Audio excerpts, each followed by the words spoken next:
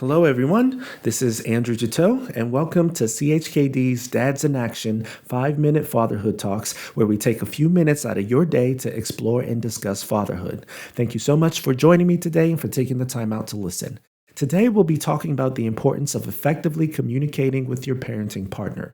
So, for the next few minutes, we'll talk about how we as men are raised to communicate and how that style of communication can affect us as parents and partners. I'll also talk about why it's important to be able to communicate effectively with your partner, and we'll explore the benefits of doing so. I'd also like to end this discussion just providing you with a few questions to help you dive deeper into the topic on your own. So, let's jump right into it. So, from a young age, boys are taught to communicate in a way that's not always beneficial. Our communication pattern tends to be on opposite sides of the spectrum. So, either we handle conflict by communicating with anger and aggression, or we shut down and we just don't communicate at all. We're not taught how to use words to express our feelings in a healthy manner. So, as we get older, we're really not experts at communicating or expressing ourselves at all. This can negatively impact our relationships with our partners and with our kids as well. So, for a few years of my career, I did couples and marriage counseling. And at the core of most of the issues was a breakdown in communication between the two people. So, both of them would be communicating in ways that just did not work for the other person. And this would often lead to additional conflict. So, it's really hard for people to work out their differences or engage in conflict resolutions if they can't even communicate their needs and their feelings. So typically with couples, my first step was to take a look back at each person's upbringing and the communication style that was present within their family. So, for couples that have trouble communicating, you'll see pretty stark differences in the ways that they were raised to express emotions. You'll have some that had a pretty open family in which feelings were encouraged, and then you'll have others where conflict was avoided and everyone just pretended like it wasn't there. So, talking about some of these differences with your partner can help you begin working on improving your communication. So, why is communication so important, and what are the benefits to good communication with your parenting partner? Well, first of all, effective communication can strengthen your parenting partnership. So, by being able to share your feelings, your needs, your ideas, and even your frustrations can lead to quick and easy conflict resolution. So, disagreements are a part of every relationship, but being able to talk about it with your partner and to actually listen to each other can keep it from escalating into an argument. So, to get a peaceful resolution and compromise, both people have to be able to express themselves in a free and healthy manner.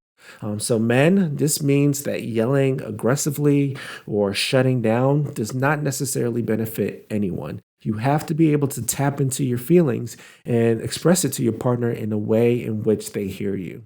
When you communicate effectively and work through conflict, you're creating a united parenting front, which, as you know, is very important to have in the household when raising kids. Learning to communicate well with your partner can also lead to decreased parenting stress. So, stress impacts the way that we communicate with others. So, after a stressful day, you probably don't want to engage with other people, and it may be really hard to keep yourself from being irritable towards your partner or your kids. So, effective communication also means being able to talk about these stressors with your partner. So, men, we often keep things inside. So when times get hard, we're used to putting our heads down and just powering through. But this is not coping. We're really just ignoring the problem while shutting out our partners who may really want to help us feel better.